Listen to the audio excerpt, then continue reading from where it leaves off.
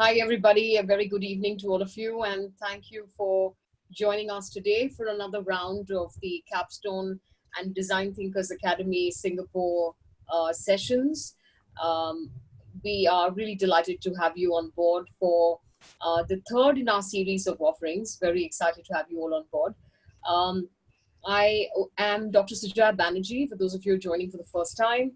I am the CEO, founder CEO of Capstone People Consulting. We recently collaborated with the Design Thinkers Academy Singapore, and we had a grand virtual launch on the 10th of June. You're part of, you now joined as part of our knowledge series, and I'm inviting those of you who are here for the first time to watch this space for more as we keep this dialogue about leadership and design thinking going through these knowledge series. So a bit about our collaboration, very briefly, and then we come to the topic on hand today, which is leadership inside out, what leadership can indeed learn from design thinking. And I can see there are lots of you curious people who've joined on a Friday evening, and I must congratulate you for spending your time so constructively in this dialogue. We believe all of these are conversations, and even if we do have a speaker who's invited or a subject matter expert who's invited, this person's there to be able to not just generously share his knowledge, but to be able to spark off a trigger of a vibrant learning experience and a vibrant learning dialogue between all of us. So I'm going to first things first ask you all as participants to make sure that your connection is good. Your mics and your videos have been blocked, have been, for the sake of our experience today. And I'm going to ask you to remain vibrant and participative by being able to use the chat box on your right, or whichever part of your screen you're finding the chat box on, please use it. Also use so the chat box is meant for your comments and, for your views, not just, for questions, because the questions we want you to use the Q&A box. But keep views and opinions going. You're all a very experienced audience, and we're very keen to know what you're thinking about. So first things first, let me tell you a bit about our collaboration with Design Thinkers Academy Singapore. We're really excited to be able to have them on board with us. We were talking to them about being able to bring their expertise here and our expertise to Singapore for a while now, and we kind of have been familiar with the idea of why we saw these synergies. But I must say that the COVID-19 crisis kind of has been an accelerator for so many things in so many people's lives. And I must admit that it most certainly has been an accelerator for us to be able to bring the prowess of design thinking to our various client organizations and to so many more. We're really excited about the work and the possibilities we have of being able to bring human-centric leadership and our insights, our research, and our work in the space of leadership to Singapore as well. So Sunit's going to help me flip these slides really quickly so I can tell you a bit about this, and then we'll come down to inviting Bosco, who's our speaker for today. So Capstone People Consulting has been in the space of leadership and capability building. We do work in the space of diversity and inclusion. We do work in the space of talent management and innovative learning. We've existed for over 3 years. We work with largely large Indian companies and large multinational organizations. We have over 70 organizations that we work with very closely. And, our forte is being able to build leadership capability and help organizations drive culture change. So these are incredibly exciting times for us because we're doing very incredible work with organizations that want to be able to pivot in these very exciting times and use this adversity to be able to build their culture, remain committed to high performance, remain focused in terms of being able to build capability, address so many impediments in their culture, which this is such an opportune time to be able to drive that change. So that's about us. Move forward. The Design Thinkers Academy is a very acclaimed body. It's one of the world's leading design-driven innovation agencies, facilitating organizations around the world, making the transition from being product-oriented and sales-driven towards being service-oriented and human-centered. Design Thinkers Academy is a global education and consultancy agency represented in 28 countries and trains, develops, and facilitates creative, multidisciplinary teams and communities to be able to drive positive change. So you would already see many synergies emerging in terms of the body of work we do. The Design Thinkers Academy is not only a credible academy for learning design thinking. They exist and they do brilliant work all across the world. So we really kind of bring in a lot of insights from all over the world. With some of you who joined us on the Ubuntu conversation with Robert Bloom would have experienced, and you'll see more of that in this space as we go along. Move forward. What does this partnership really mean? Is that we want to be able to bring in the incredible expertise of design thinking, and combine that with our own thought leadership and our expertise in the space of capability building, to be able to help organize, reinvent, rebuild, research, and plan this whole comeback on the back of the COVID-19 crisis, and use this adversity to build in even an organization that's even more vibrant, even more committed to excellence, is committed to new thinking, new ways of solving problems, and is open to building capabilities at all levels to be able to make that happen. So we have incredible synergies in what it is that we do together, and we want to bring the power of design thinking to India through Design Thinkers Academy, as much as they're interested in being able to bring our incredible work in the area of change, adaptability, leadership capability building, diversity and inclusion to the body of work they're doing to be able to enable human-centric leadership in both countries and in fact across the world. Move forward. Here are some of our offerings, just for those of you who may be interested in knowing what kind of work we do. We're very organic. We come in, we work with our clients largely to be able to help them solve real problems, which is what design thinking does. But there are also some standard offerings that can actually help your leaders to be able to start building this capability, building this literacy, and helping them to be able to see the immense opportunities that are there during these times to be able to redefine many standards within the organization.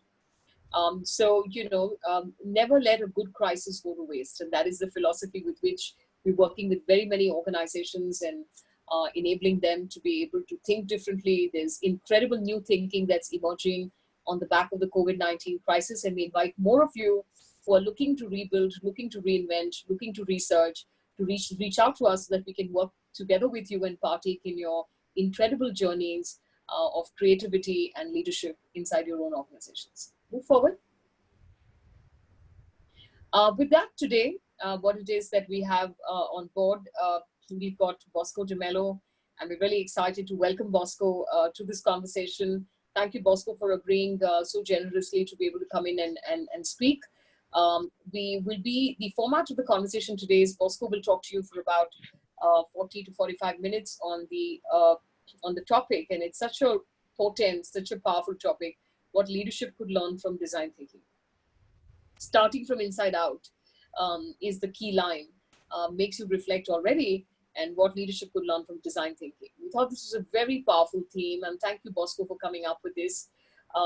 We will invest in a conversation with Bosco after that, both Rosemary Fan and myself, and it gives me great pleasure to also welcome Rosemary Fan, who's a consultant with Design Thinkers Academy Singapore, and she's going to join me on the conversation here today with all of you. I'm also very excited to have Daryl Lim, who's on board today. He's also joined the conversation. Nancy Tan is here, and she joined the conversation. And everyone who's joining in from anywhere from across the world, very warm welcome to you. And of course, the ones, I see a lot of familiar names already, but the ones joining in from India, thank you for making the best decision on how you're going to spend your Friday evening this week. So I'm hoping this is a very vibrant and exciting conversation. So with that, let me move forward to being able to introduce Bosco to all of you.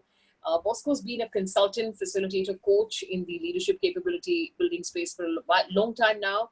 His focus has been to catalyze vertical development of leaders in an authentic and sustainable manner. 10 years ago, he established Conscious Development, and he's been designing and facilitating programs in the leadership space for enabling them to embrace change.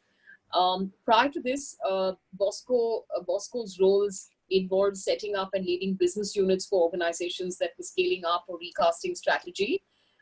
He has a background in communications, been with advertising for a long time. He holds a master's degree in positive organizational development and change from Case Western Reserve University, a bachelor's degree in economics, and a diploma in advertising and marketing. He has studied coaching psychology at Harvard, and also holds coaching accreditations from ICF, He's certified for design thinking from the MIT Sloan School, on appreciative inquiry from Case Western Reserve, and holds an advanced practitioner certification in polarity approach for continuity and transformation. He's also pursuing, as we speak, a PhD in applied leadership. So we're very excited to have Bosco on board. He's also empaneled with Capstone People Consulting, and we're excited to be able to have Bosco bring in his insights to this partnership that we now have with the Design Thinkers Academy, Singapore. So I think with that, over to you, Bosco, what leadership can learn from design thinking. So about 35 to 40 minutes, and then Rosemary and I will come in to be able to stir up a nice conversation with the audience. For the audience, keep registering your opinions, your views as Bosco's speaking, so that you can have that have a live chat. A lot of us will join in with you on that, even as Bosco's delivering his presentation. And then let's have some of your questions, which we'll get Bosco to answer. All right, over to you, Bosco. Thank you, Sujaya. And it's a pleasure to be here as always. And we're talking about something that's very close to my heart, something that I've been doing for a while, and I've seen the kind of magic it creates. And the topic today, like when we were discussing it, we said, okay, design thinking is, a de facto kind of effective way of bringing about creativity and kind of breaking barriers. But what could leadership learn from design thinking that it could apply? Some of these lessons, I must say, are already there in the sense, we might be stating the obvious, but sometimes you need to state the obvious to go a little deeper and see what truths they hold in the current environment. So I'm going to share my screen now. Again, could you, Sunit, if you can allow me to share the screen, I have a PowerPoint. Yeah. There.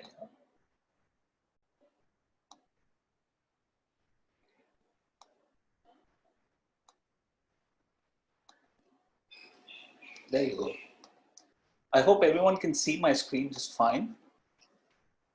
Yes, Bosco, it's very visible. Okay, great.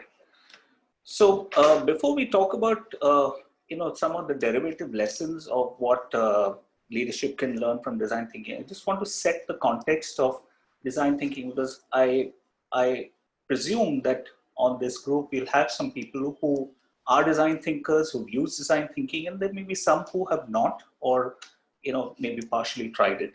So I think it might be useful for a few minutes just to set the context of what design thinking brings to the table in terms of its role as a design methodology. So the first thing I like to do is clear some air about design thinking, because this is something that I'm often asked about. Design is different from design thinking, and there shouldn't be any confusion about that. Design is simply about how things look, while design thinking is about how things work. And they're quite two complementary, but quite different things. And if you look at the key attributes of design thinking, here are 6 of them. And there could be more if we kind of, go into a kind of tooth combing exercise. But broadly, the 6 attributes are: 1, it's human-centric. It's based on empathy and emotions. It's creative, because you're not going by tried and tested solutions. It's collaborative, because you need a whole team put together, a multidisciplinary team of people coming from different backgrounds and different kind of expertise to meet a goal. It's also hands-on. Design thinking is designed by doing. It's not putting design on paper, but actually getting your hands dirty and right through the whole process. It's iterative, because a lot of it doesn't work at first shot. You get feedback, you incorporate the feedback. Sometimes you go back to the drawing board based on feedback, which is a continuous and ongoing process. So it has repeated cycles of activity and feedback. And the last is prototype, that you actually build something. Even if it's a process, you actually visualize the process and create the process, so that you get a fix on the actual user experience beyond just the description of your design on paper. what makes, while these confluence of attributes makes design thinking effective, what makes it fundamentally different from other tools for innovation is really human-centeredness. And that's the crux of it all, placing the human being at the design process right in the very center. And this doesn't change whether we are doing design thinking for a product, a process, or an organization.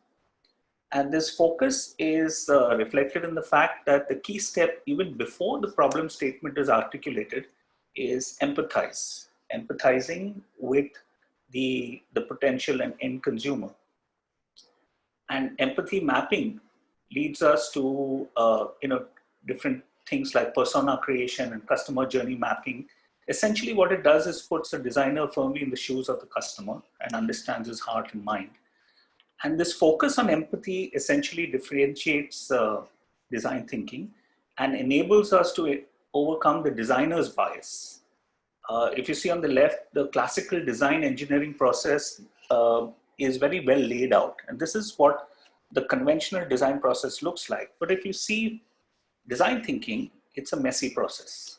There's a lot of activity, a lot of stuff that looks counterintuitive, etc. But ultimately, you arrive at the solution. You don't go solutioning right from stage one, which is what happens in the conventional design process.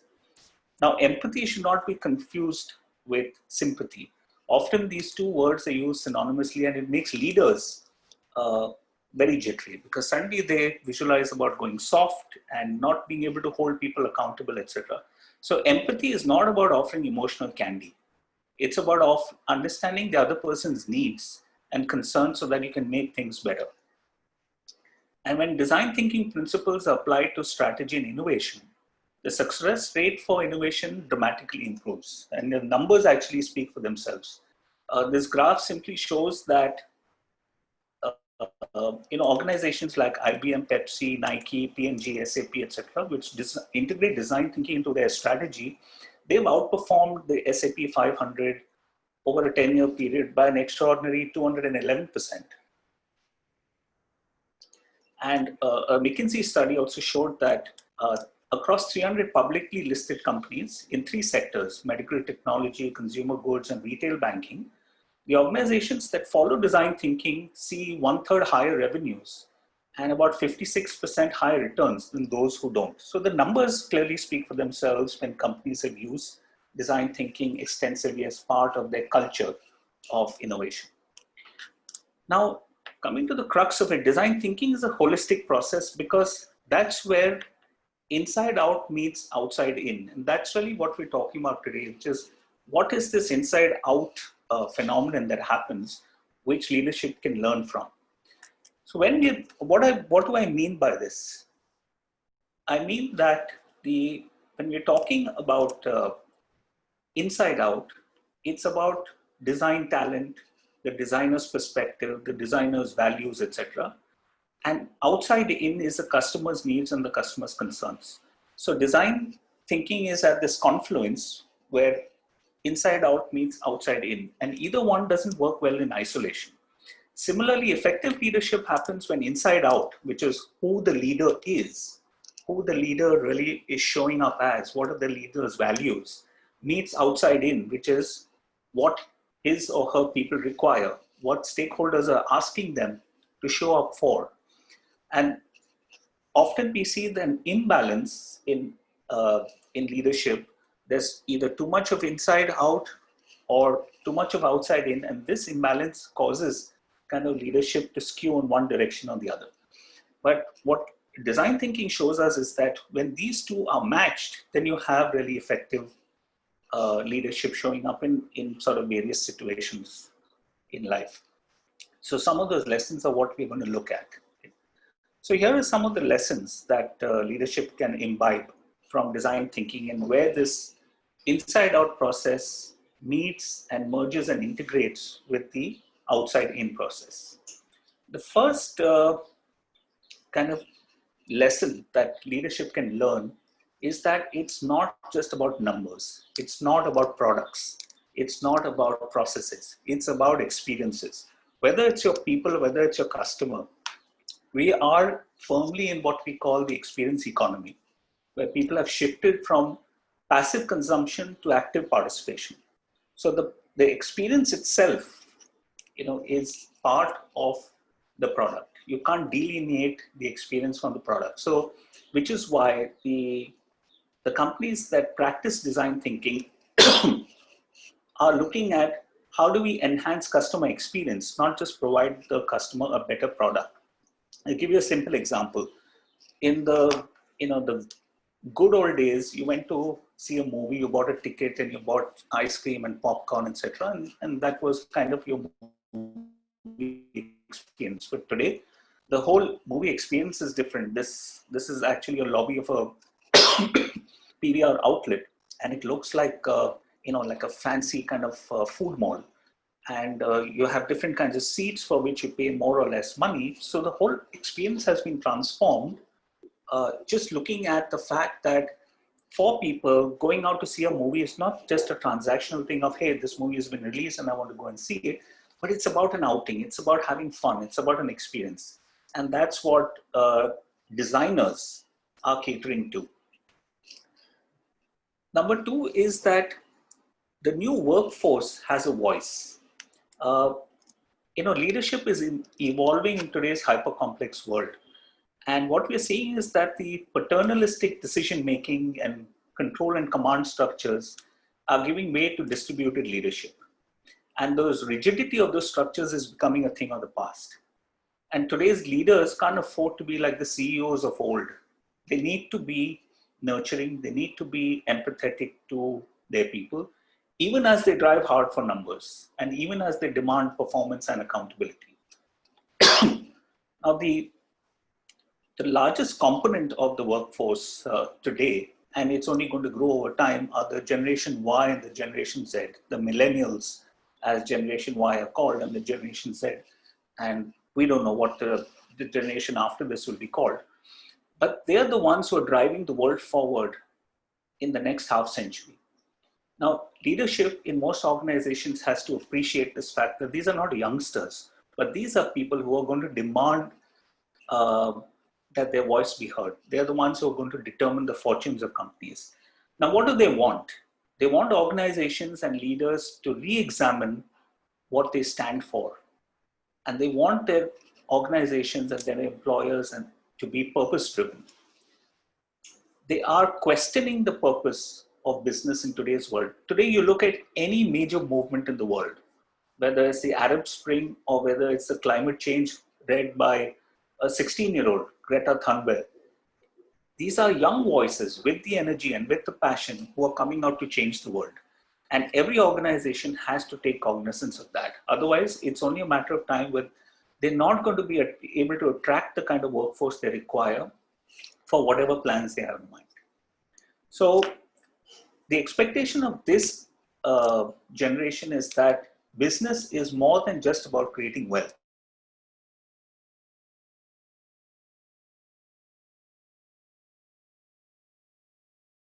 And stakeholder from a larger perspective, not just as a profit-providing machine.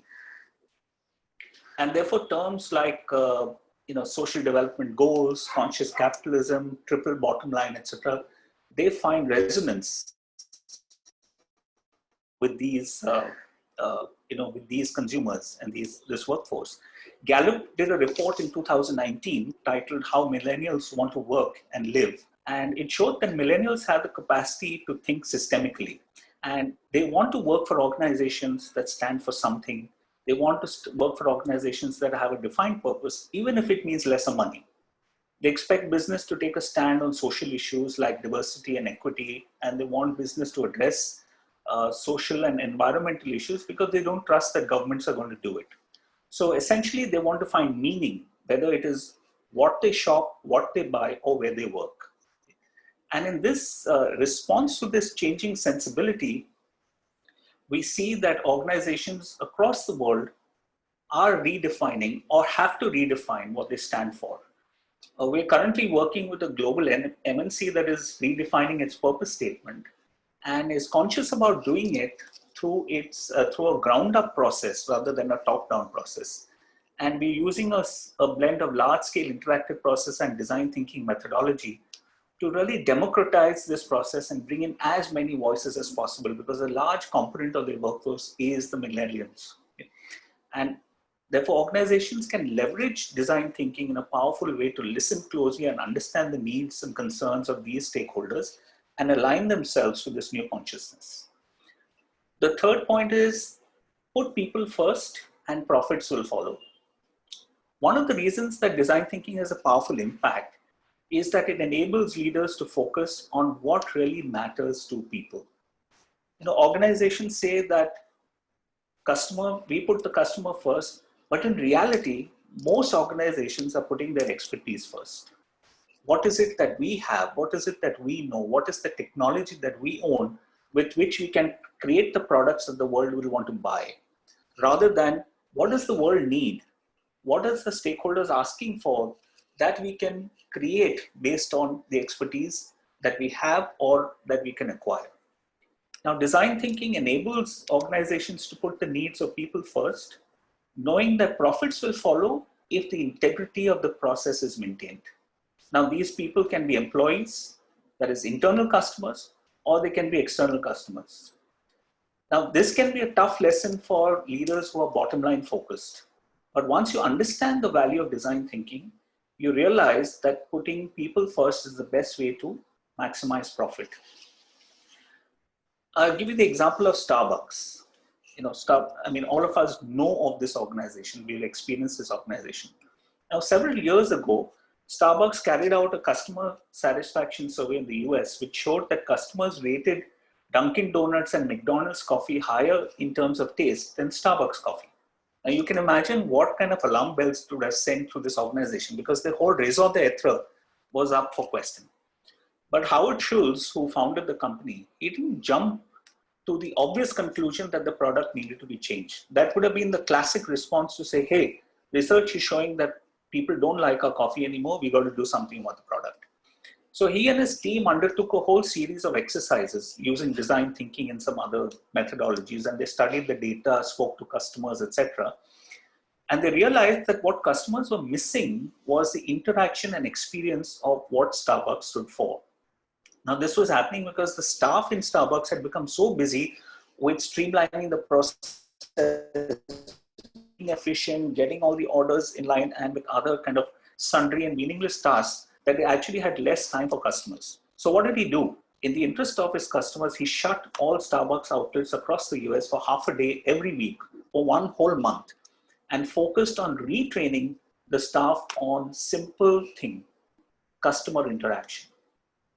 How to converse with customers, how to make eye contact, how to give them a sense that they were welcome, so that the feeling of why they went to Starbucks as a place not just to have a coffee, but to have a Starbucks experience, which meant relaxing, getting your name on the cup, and that whole personalized kind of experience that Starbucks stood for could come back.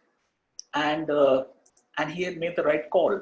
So about 6 months later, they did the survey again, and they found that complaints about the quality of the coffee had remarkably reduced. What it shows is just, it's a testimony to the fact that you put your customers first. He couldn't have achieved these results if he had put the product first. He would have just been barking at the wrong tree. Another example is Lenovo. Lenovo, the ThinkPad, Lenovo had these side tabs which they changed when they wanted to upgrade the design. But they got such pushback from customers that rather than ignore customer voice, they brought the design right back. And their customers have really appreciated this gesture of listening to customers' voices. And today, if you see, as Lenovo continues to be rated as one of the most customer-centric companies in the whole IT and the personal computer space. So putting your customers first is actually good business sense. And that's what design thinking sensitizes you to. The fourth lesson that I'd like to share is that creating collaboration creates magic. A big part of design thinking is creating stronger and more creative collaborations within the organization and outside the organizations. In really courageous design thinking conversations, you invite customers, sometimes even competition. to come in and be part of this process of understanding what the customer needs. So the great innovators and the design leaders did not lock themselves up in a room and then shut out the world and think their way to success. They collaborated, they connected with the wider system, they leveraged diverse strengths in the process. The story of 3M Post-its is a case in point. This is a product that we've all come to live with. We don't think twice about 3M Post-its. But this product almost didn't make it out of the company. And the reason for that is the guy who invented it, his name was Dr. Spencer Silver, a scientist at 3M. He accidentally hit upon this product and he really didn't know what to do with it because he was a scientist, he's not a marketing guy. And he was researching glue, different kinds of glue, and he came upon this glue that lightly and could be taken off. He talked about it to people, but he didn't get much resonance. And then there was this guy called Art Fry. He was another scientist who was having another problem. And his problem was that he wanted to earmark pages in his, church book, which had all the hymns listed. And he wanted to earmark those hymns. But every time he put a paper tab in it, he found that the paper fell out and he just couldn't keep track of what was going on. And when he came to know, when Spencer Silver spoke to him about this product, it was a kind of a eureka moment for him.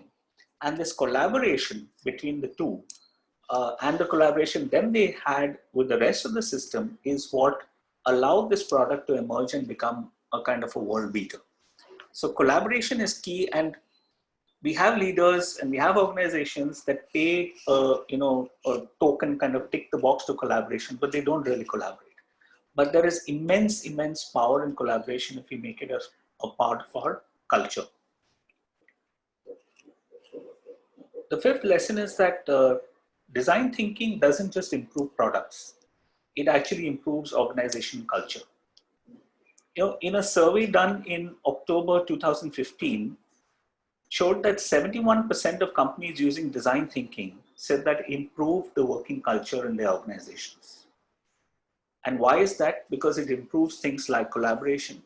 It improves things like risk-taking. It actually makes people grow out of silos and talk to people. You have organizations where people are on the same flow for years and they don't talk to each other. And when it's properly done, design thinking can overcome hierarchy because the design thinking process is democratic. A veteran and a newcomer have an equal chance of coming up with a great idea and a breakthrough. And the process itself creates a sense of psychological safety in teams where they can feel free to be vulnerable, they can fail, they can iterate and still realize that the product is not something that will solve the customer's problem. But there's no shame in this failure. There's no fear of this failure because the process allows for it. You can go back to the drawing board whenever you need to, and it's all part of the process. So creating this kind of culture is what breeds innovation. This is what the most innovative companies in the world have as their culture. And if leaders take design thinking to heart, this is an important component of work life and culture that they can build into their day-to-day leadership. Number 6 is that leaders become better listeners. Because when you have to empathize, when you have to listen to the customer, you're not just listening to what they want. You're listening to their feelings. You're listening to their aspirations. You're listening to their pains and the opportunities that they see for themselves. So it's a conversation where you're really stepping into the customer's shoes. And when you do that, you become a better listener because you see the power that it can hold. So design-minded leaders actually understand the value of letting others speak rather than they themselves speaking. They recognize that great ideas can come from anywhere, even from customers. And their role, therefore, is to encourage autonomy and sharing and create a culture that will improve products and services. Design thinking has been shown to actually transform top-down corporate cultures into environments where everybody feels comfortable contributing. As an example, on the right, you see this sports brand in the US called Under Armour. What they do is that they regularly hold customer hackathons and create these kind of mega design thinking events.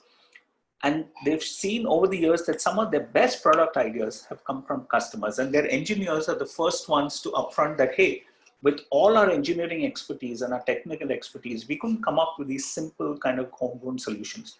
The jacket that you see in the picture is one example. It's a windbreaker that you can zip and unzip with one hand in windy conditions. And this was a breakthrough for them because for years they had been trying to come up with something like this. And actually one of their customers came up with this idea as a hackathon. On the left, you see IBM, which regularly holds what they call work jams for their people to come up with ideas, hack, work on other ideas, etc., etc. And today this is kind of par for the course in IT companies like Google, Facebook, etc., and a proven methodology. But the essential thing is to be willing to be a better listener. The seventh point I'd like to make is that iteration is innovation. Often there's a misconception about what innovation is. Innovation is not just a great idea. Innovation is the whole chain from the idea to taking it to the market and making it commercially successful. And that process involves iteration, it involves failure, it involves having to go back to the drawing board to improve the product. And what design thinking does is that it provides organizations with a toolbox of strategies to narrow down ideas, test them rapidly at low cost, and iterate them to get customer feedback. So that when you go to market, you have a product that has passed that litmus test of customer usability. So you can forget about month-long pilot projects, etc., because design thinking's test and iterate approach can give you insights very, very quickly in real time. The same research study that I mentioned earlier, done in October 2015, showed that 69% of organizations felt that design thinking made their innovation processes more efficient.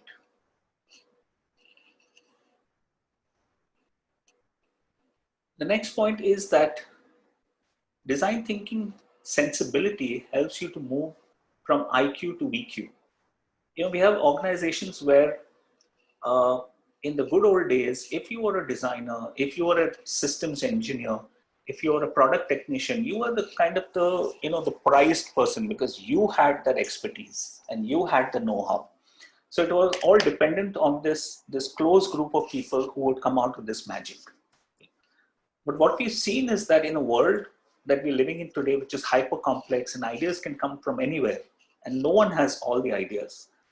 When we move from IQ, we move from the concept that there are a few chosen ones who know better than others. And we move to VQ, which is the collective intelligence of the system that we operate in. We can tap into this immense power of collective intelligence. Because what VQ is, it's counter to egocentric thinking. It's counter to the fact that I know better and I hold all the ideas. And it's important for leadership because often the leaders looked up to in the organization, they either style themselves that way or they're given this reverence by the rest of the organization that they're the ones who will find the answers. And really, honestly speaking, most leaders don't have answers because they're just as human as everybody else, but they are in that position where they have to kind of be seen as the people who have the answers. What VQ does is that it focuses on the creation of synergies and developing a collective leadership mindset and culture that goes beyond the organizational structure. So when you have design thinking, because you have multi-dimensional teams, because you have teams without hierarchy, because you have teams where people of different backgrounds can come together, you're able to leverage an immense pool of creative talent that you wouldn't otherwise if you had just very homogeneous teams working on it. So this power of moving from IQ to VQ, while being kind of threatening to some in an organization, especially to leaders who are used to holding the power, can pay immense benefits, immense dividends to organizations if they kind of do it well. Even leaders who we've heard of, kind of the hard-charging leaders like Steve Jobs, while we've heard that side of Steve Jobs, if you really read about Steve Jobs and read the books which talks about him as a leader, he was immensely collaborative in being able to tap the power, tap the creativity of people. And for all the fact that he was quite a harsh guy as a leader, most of the people who work with Apple, who have worked with Apple in the past, will say that that was the time when they grew the most. Okay? And that's because they were able to tap into this collective power of some of the finest and brightest and the kind of best minds in the industry. So the next point is actually seeing the journey to see the possibilities. One of the the tools that we use in the design thinking process is called the customer journey map, and that customer journey map is nothing but a visualization from start to finish of the journey that the customer goes to find a solution to the problem that they're facing. It's a kind of a walkthrough of the day of their day. It's a walkthrough of their experience. For example, if an airline is doing a customer journey map, it's mapping the customer journey from the time that they wake up to catch a flight, to getting ready, to getting to the airport, to checking in, to their experience on board, the experience afterwards with their baggage, and then getting to their destination. That would be a kind of an idea of a customer journey map. And what one of the disciplines that design thinking brings is the ability to see this journey map so that you can see what opportunities are there along the way to enhance the customer experience. And recently I was speaking to a friend of mine who works in a 5-star hotel chain. And as you would know, they've been amongst the worst hit thanks to coronavirus. They don't have, the hotels are going empty, but they do have a lot of facilities, a lot of captive facilities. So one of the things they did was actually engaged in a design thinking brainstorm, and used the customer journey map to actually come up with a host of services that they could provide to non-residents outside of hotels using the captive kind of expertise that they had. So they were able to create revenue streams for themselves even as the hotel was running empty. Things like laundry services, things like restaurant services, things like housekeeping services.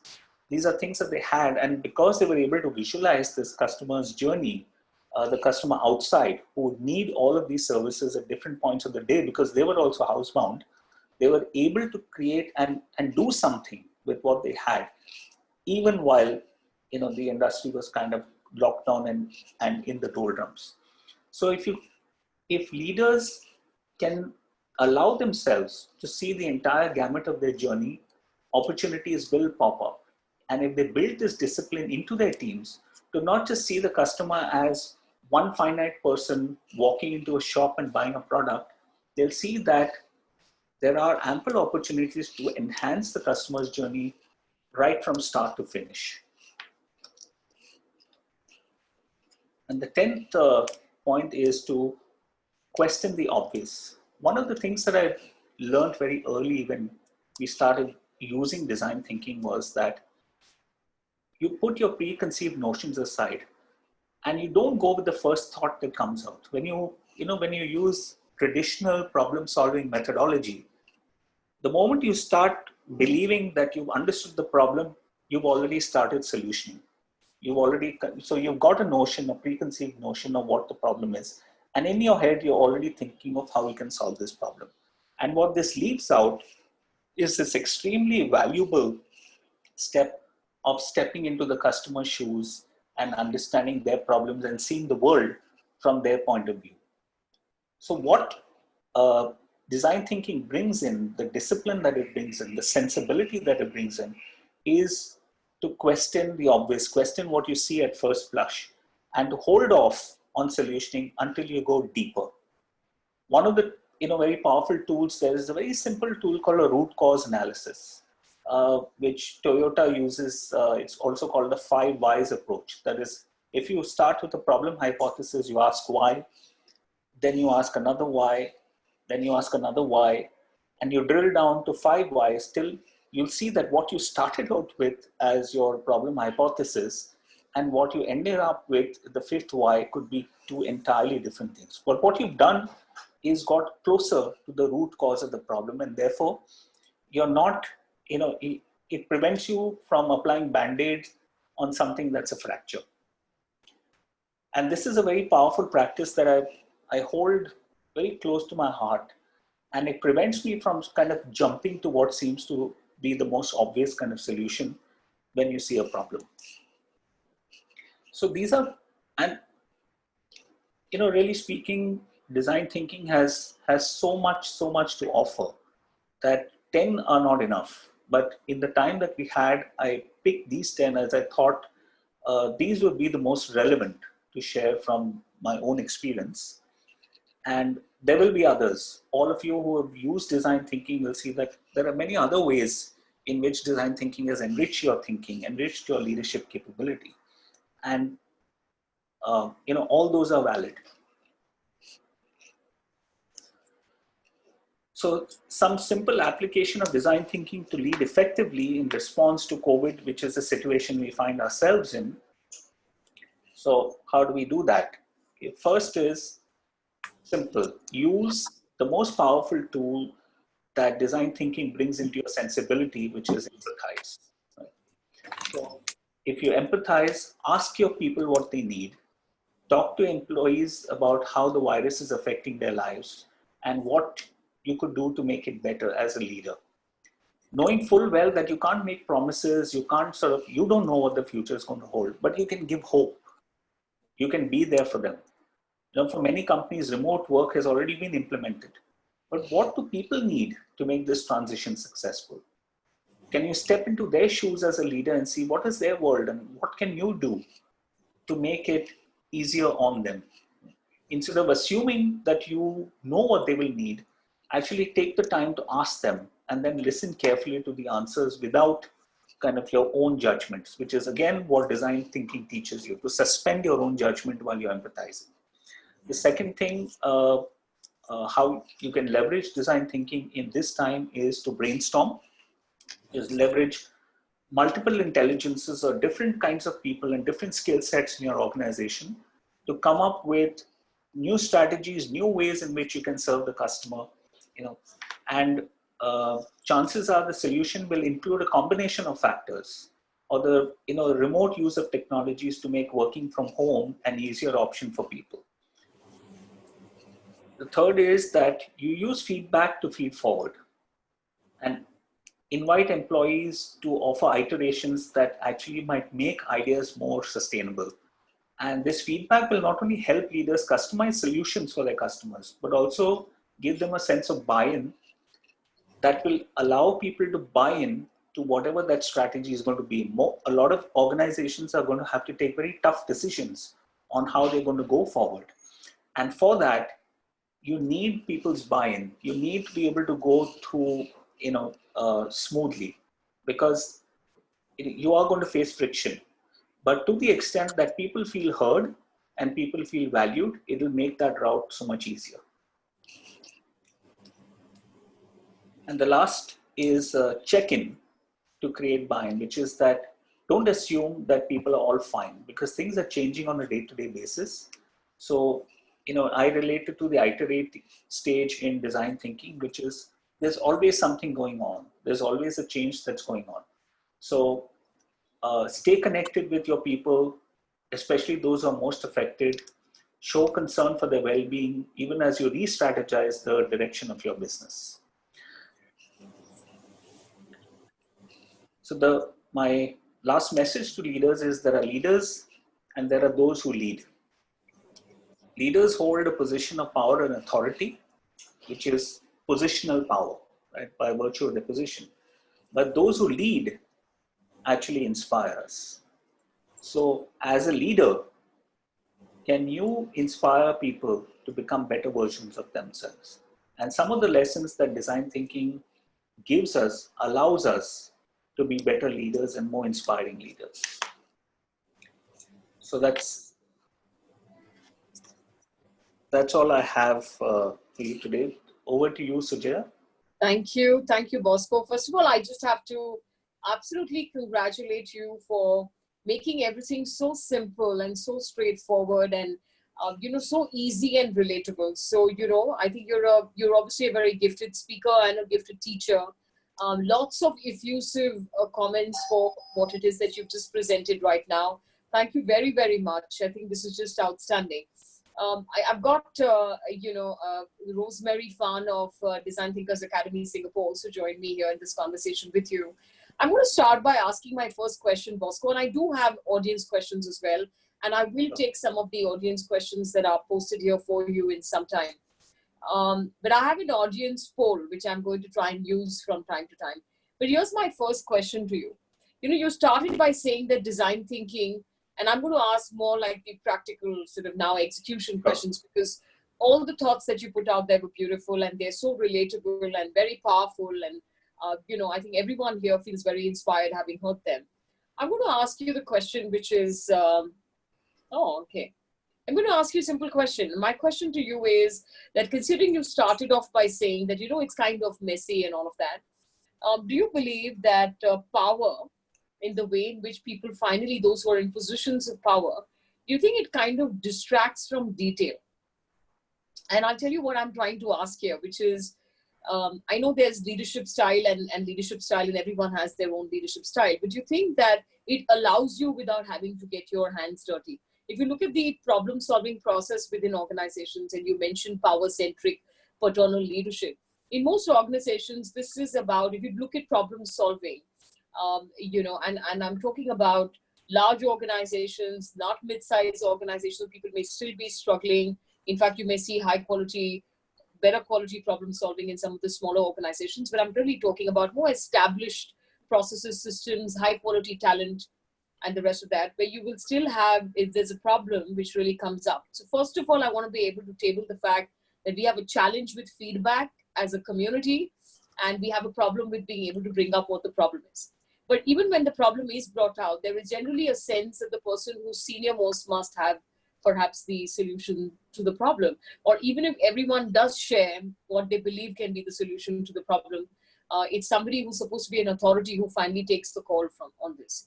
So I just want to know, in your own experience, would you agree that because we're talking about leadership and design thinking, that, the power that leadership brings, it presumes authority and presumes expertise, and that takes away from all this dirty work that will actually get you to the real solutions? Yeah, Sujay, absolutely right.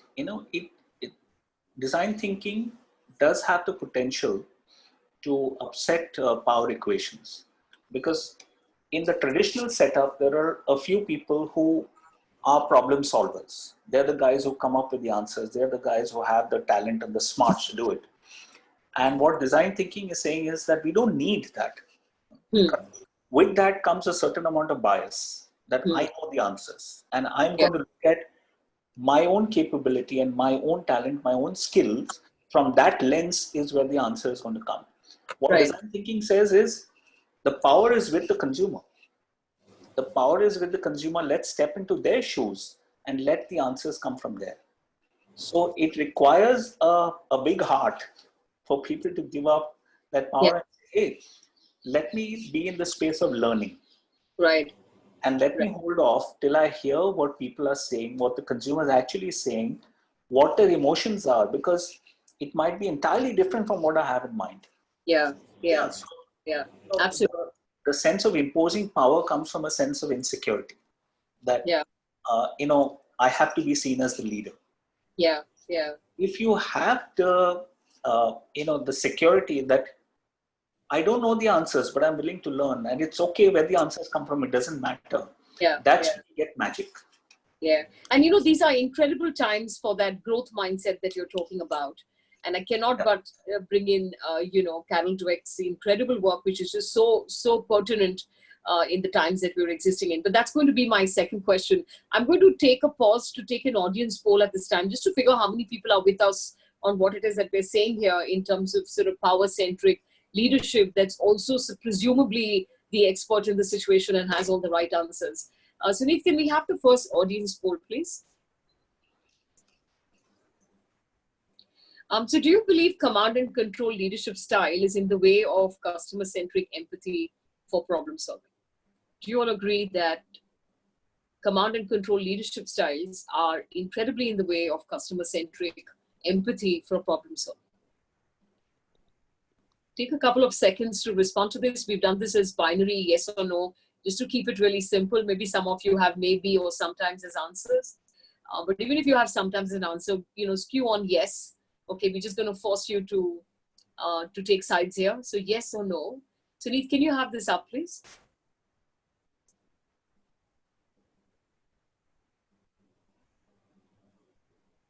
All right, so you've got about a staggering 72% who believe that the command and control style is in the way of customer centricity and empathy. There's a 28% that doesn't quite believe that it's the leadership style. And I'm happy to be able to have you post your perspectives on the chat so that we're able to pick this up. And I'm glad that there is, in fact, almost a 30% of you saying that you have instances where the leadership style is not command and control, is open to being able to bring in empathy for problem solving. And maybe sometimes we don't have a choice because we have our backs against the wall. So the command and control, styles are not working, especially when you're trying to solve problems that persist. But that's incredibly useful to be able to look at. Almost 80% agreeing, almost 72% agreeing with us there. Let me come to the second question, which is, you spoke about the ability to be vulnerable as a leader, where you don't have the answers. And you're willing to be able to not just create psychological safety to listen to people around you who may have a better perspective, but you're willing to go to the customer to be able to ask this. I want you to be able to bring in perspectives on growth mindset, so that those in the audience who are not familiar with with growth mindset and fixed mindset, if you do agree, this is obviously relates very significantly to growth mindsets. Tell us your insights on growth mindsets in the context of design thinking. One of the finest examples of growth mindset in recent times is what happened at Microsoft after Satya Nadella took over.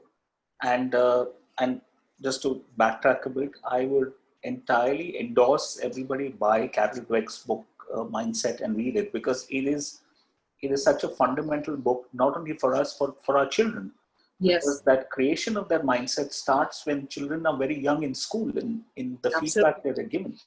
So I would highly endorse that everybody get a copy of that book and read it. But coming back to this story of Microsoft, there was a cartoon that was drawn of the internal culture at Microsoft.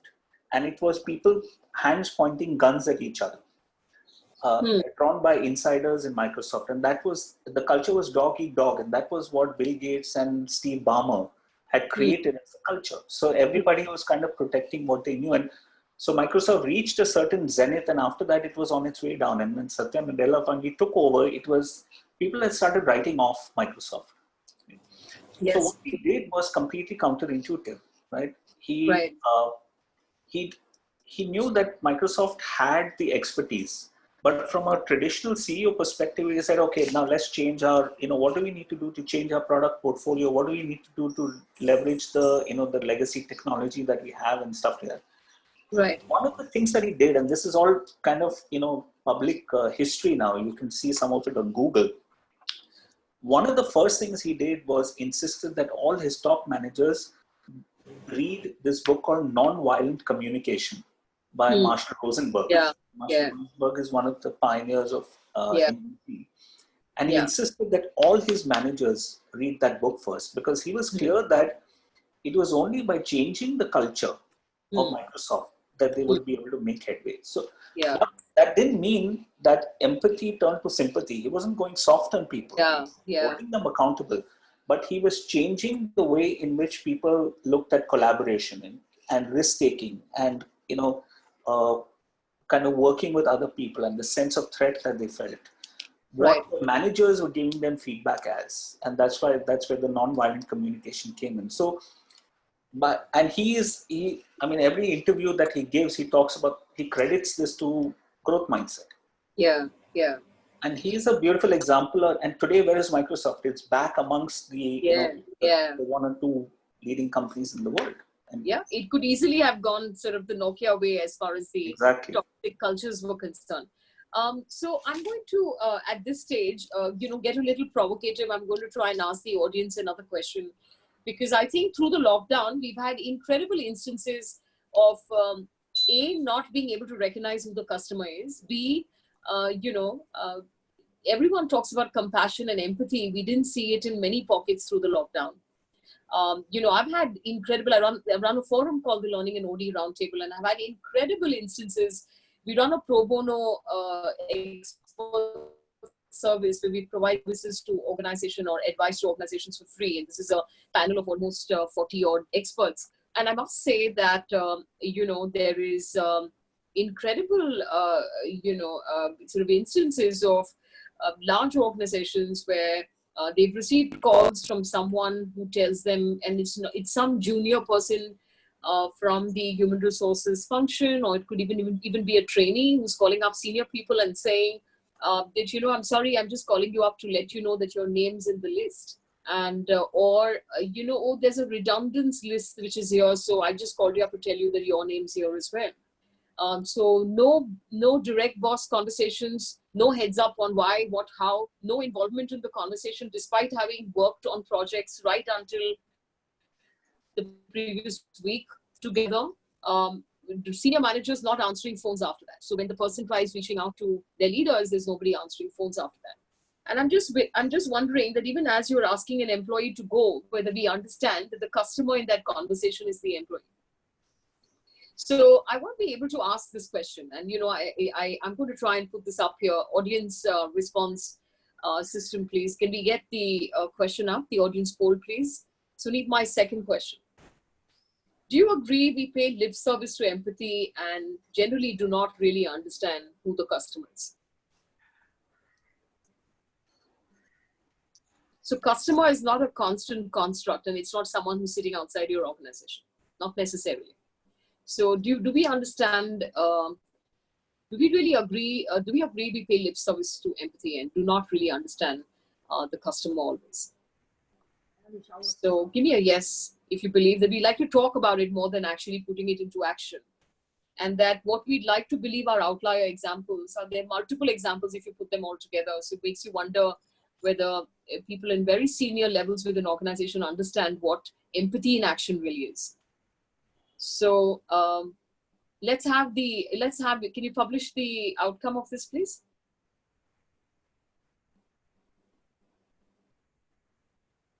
All right, we got a staggering 88% in agreement of this. And, I'm glad, because this was a reflection question.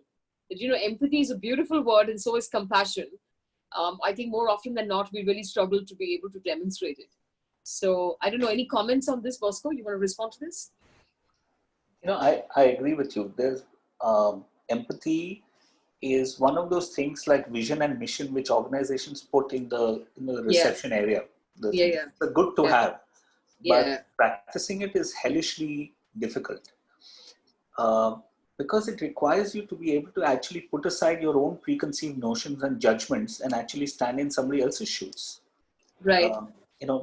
That means that you're going to have to listen. Most of the time, leaders don't want to listen, but organizations who do it, they have magical results. If you've read about Four Seasons, they are one of if all the ratings that you see of 5-star and 7-star experiences, Four Seasons consistently ranks amongst the top, and that's because they treat their own people like they treat their customer. So I'll give you an example. Each employee, no matter if he's the janitor, gets about 6 days each year free of cost in any Four Seasons resort anywhere across the world, free of cost. So they get to actually experience what the people who they're serving experience. The managers, the senior most managers and the janitors eat in the same cafeteria. So simple things like that, which tell people that, hey, I got your back. I'm looking out for you. So it's not difficult to do, but it's a mindset. Yeah.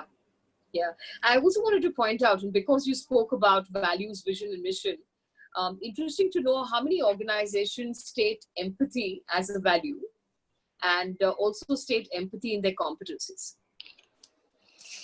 So because all competencies are about result, focus, agility to perform, get into action, go after the results, all of that. How many have empathy? And I'd be interested to know if you can state in the chat box if you know of organizations that have empathy as a value or empathy as a competence for performance.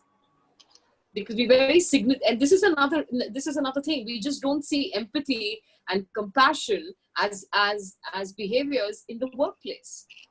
We see them as contradictory or conflicting with the sense of purpose for results. It's seen as too soft to bring into the workplace. And I'm saying that is perhaps the reason why we are having this strife. Because if we come in a place of work to do business, where is the space for empathy or compassion there? And I'm seeing empathy and compassion are very strong business skills because they work in conjunction with accountability. So they don't stand by themselves. They stand in conjunction with accountability. That's when they find a space in the business world. So I'd be interested to know there are organizations who put empathy as something that they believe is a value within the organization. Is empathy something that you believe is a competence, a muscle that people can build inside organizations? Because I really believe that they are prerequisites for the philosophy of design thinking. So I think with that, I want to be able to hand over Bosco. Bosco, any reactions to what I'm saying? And then we can move to the next theme. Yeah, what you said is absolutely bang on. And it's ironic that if you look at whether it's the World Economic Forum or some of the other reports of what are the leadership competencies that are going to be required going forward for the next 10 years, all the so-called feminine competencies, compassion, empathy, listening, helping others, those are amongst the top sought competencies for leadership. If you take Google, for example, the top 10 managerial competencies, and this is available on Google itself, guess what is number one? Number one is being a good coach. Number two is helping others. Number three is compassion. Strategy comes at number 7. It's no wonder Google is consistently rated as one of the best places to work for 10 years in a row, right? Because that's the culture that's been created by the organization. Yeah. So these are soft. You mentioned this in another webinar that these are business skills. These are not soft skills. They are absolutely. And I feel strongly about it, because they're seen as some namby-bamby stuff which you're not supposed to bring to the workplace. Yeah. And for the ones who did not answer the phone of the employees who have been asked to leave after so many years, or who didn't respond on the WhatsApp messages that people were reaching out to them to try and understand what was going on, I think it's heartless to treat people who worked with you for the longest time in this manner. I mean, I'm surprised we have a license to continue doing business if we treat talent in this manner, and there isn't, from a compliance or other perspective, any fear of repercussion for treating people like that. So compassion is a hard skill. It's a business skill, and it's very central to your success. I'm going to, on that note, hand over to Rosemary Fan. She has some questions for you, Bosco, and I'm going to let her go first before we take the audience questions. Thank you, Dr. Banerjee. Hi, Bosco. Indeed, I like what you said, and I really like, I think it resonated very well with the Design Thinking Academy on what you said. What we face, leadership changed so much in today's competitive marketplace, like you mentioned, paternalistic decision-making, bureaucratic, red tape, things are all from the past, right? So my question is that, how do we get the senior leaders who are traditionalists, to embrace design thinking?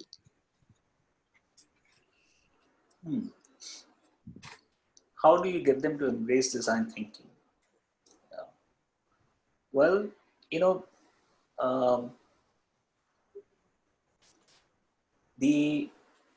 are, the case studies are there for all to see. But okay, I'm going to answer your question in a slightly different way. In my experience, I've come across cases where leaders have said this doesn't work for us, or we don't think this is a good methodology. So let me look at it from that perspective. And when you probe further, I found in most of the cases, it's happened because they've used design thinking for the wrong kind of challenges, for the wrong problems. For some time, about 5 years ago, design thinking became a fad. Everybody wanted to do design thinking. It was just one of those things. You wanted to do a design thinking course, you wanted to use it. And two things happen. One, people realize that, hey, this is actually hard work. Uh, Iterating, going back to the drawing board, going out talking to people, etc. So it's not as simple. It looks nice and glamorous, but it's hard work. And second is that when you use it for things like routine problems that doesn't require this level of engagement, then what you do is you end up throwing out the baby with the bathwater, and you say, hey, this process doesn't work.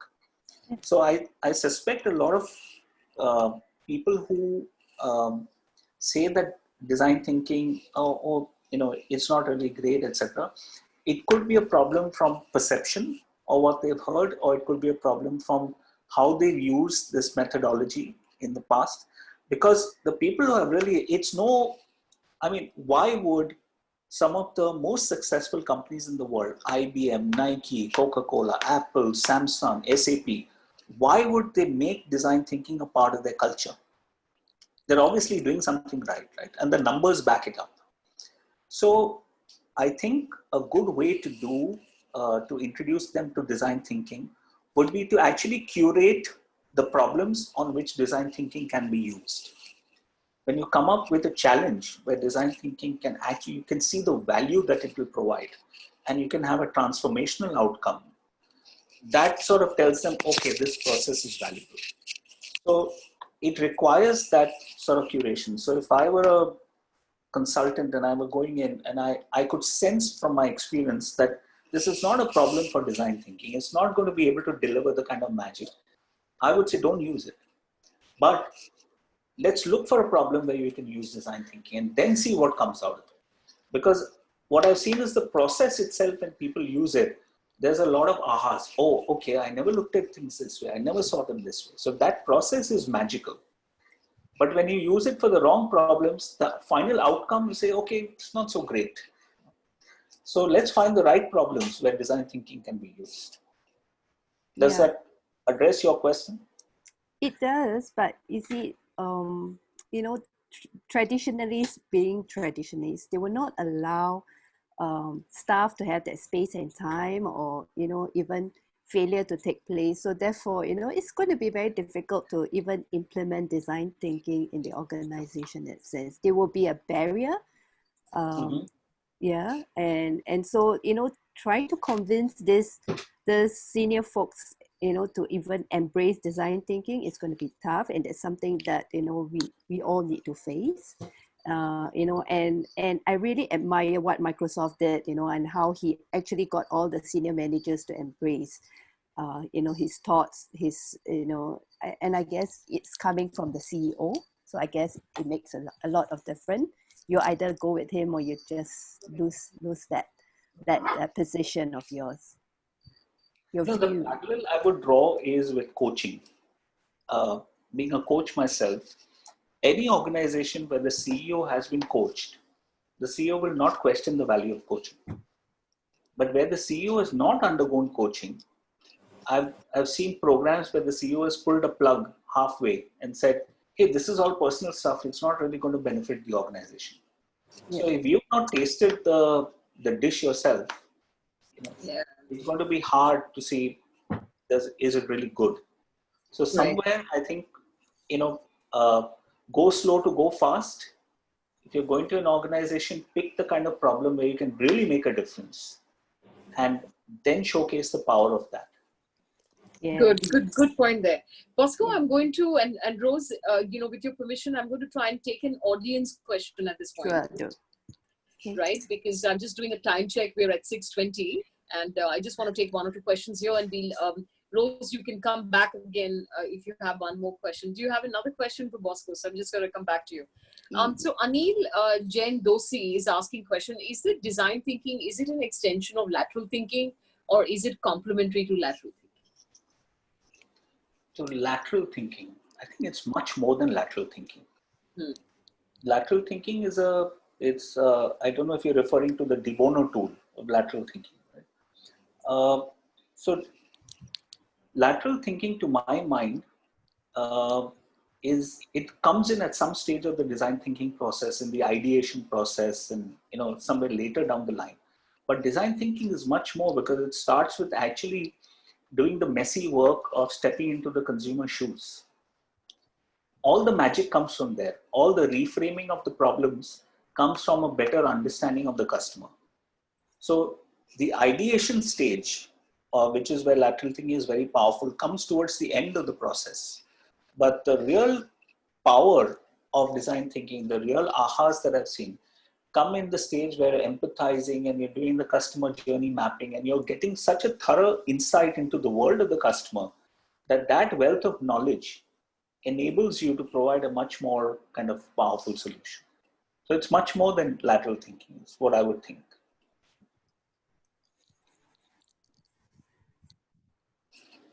Dr. Banerjee, you're on mute. There are a couple of questions that I've gathered here for you, Bosco. So I'm going to try and make sure that we don't disappoint the people asking you these questions. Santosh Nair, Steve Jobs said, some people say give the customers what they want, but that's not my approach. Our job is to figure out what they're going to want before they do. And Apple is still a design and product leader. Does this contradict the core ethos of design thinking? You know, I've come across that question before, and I think Steve Jobs has been misquoted on that, because Apple, the culture of design thinking in Apple came in with Steve Jobs. Right? He was, let's not forget that IDEO, which is the world's foremost design thinking firm, actually designed the first Apple mouse, which was done when Steve Jobs was the CEO. So he's the guy who brought in design thinking into a thing. But Steve Jobs is also a kind of a maverick character. Where he is coming from when he makes that comment is what Henry Ford says. Henry Ford said, if I asked people what they wanted, they would say, give me a faster horse cart. They wouldn't say, give me a car. Right? So as a designer, you have to have your own vision, because truly customers can't tell you what you want, and we can't expect that to come out of the design thinking process. The idea is not to ask customers what they want. The idea is to see where are the opportunities that are there, coming from a better understanding of the customer's needs and wants and pain points. Okay? Right. And you apply your, whether it's lateral thinking or your own vision and stuff like that. Right. So Bosco and Rose, there's Arunima Nanda from the audience who says some leaders feel being empathetic gives a perception that they are weak leaders. How does one deal with that? See, empathy is a paradox. That's why one of the points that I made in my presentation was empathy often gets translated as sympathy. And sympathy means going soft, which is why when you emotional intelligence training, etc., people kind of look at it very cynically, because they assume that you're going soft. But empathy is actually stepping into somebody else's shoes, not to provide sympathy, not to provide emotional candy, but actually to see how can we make things work better. So if you look at empathy as a paradox, you say, how do you support people while also challenging them? So you're not giving up accountability, you're not giving up performance, but you're saying, let me understand this person's world a little better so that whatever we can do to support these people and bring out the best in them is what we can do. Right. We've got a comment here from Deepak Barara who says in India, most of the leaders are not open to expose themselves where they are not champions. They also don't wish to let loose the team and engage them.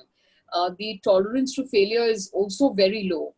In these circumstances, how do you implement design thinking? I think this is alluding to Rose's point, that most leaders don't want to expose themselves. They don't want to show that they do not have expertise. They don't want to let loose the team and engage them to go find the answers themselves. There is low tolerance for failure. In these circumstances, how does one go about implementing design thinking? Now, if you ask such leaders to use tools like design thinking, obviously you're going to get a no. But as I firmly believe that leadership exists at every level of the organization. So even if you don't call design thinking, but if you use the discipline of customer empathy, if you use the discipline of customer journey mapping, if you use the discipline of iteration, what stops you at your level of the organization? What stops you of using these tools with your team? Don't call it design thinking, call it whatever you want. but use the tools. And that's the beauty of the process. It's not a linear process. I've seen design thinking hackathons where organizations just use one or two tools. That's it. And they get a lot of rich stuff from that. So just use it, start using it rather than wait for an organizational mandate.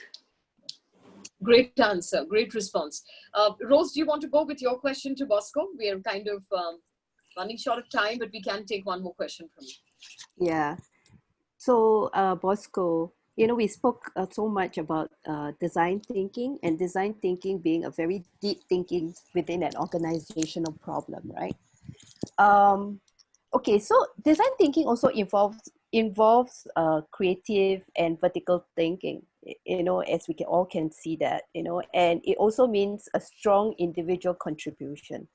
My question is what role does inspiration have in making design thinking an active tool or process for creative problem solving?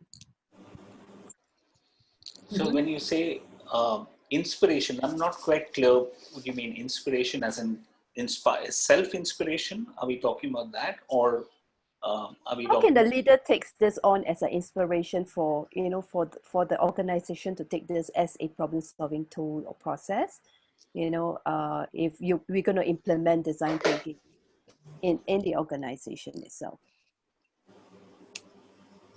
So I don't know if this is going to address your question, but I feel that inspiration is intrinsic.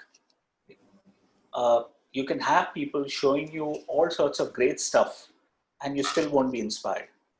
And there are people who don't wait for somebody else to inspire them. They move, they do it. So question is, if we are going to be waiting to be inspired to use things that work, we're going to be waiting for a long time. Because what we're relying on is the external environment to create the perfect conditions for us to show up. How about if I see something that's powerful and if I think it's good, how about I start using it? How about I inspire myself to start using it? Because the organization conditions might never be perfect. What then? Right. So can I create within my own sphere of influence, within my own team, within my own domain, or whatever it is, can I create some conditions where I can start doing things differently? I can start experimenting with some of these tools. Okay. So how about I inspire people rather than waiting to be inspired? To be a role model, right? Yeah, start doing it. Take the plunge. Good point. I'm going to take this, question statement by Sasmita Palo of Tata Institute of Social Sciences, and she has, very effusive feedback for you, Bosco. She says, great presentation. She's also pinged me offline to say this is easily the best webinar she's attended in the last 3 months. So really kudos to Bosco and kudos to everyone who's enabled, with their comments and questions, enabled this webinar to be such a stellar learning experience. Thank you for that.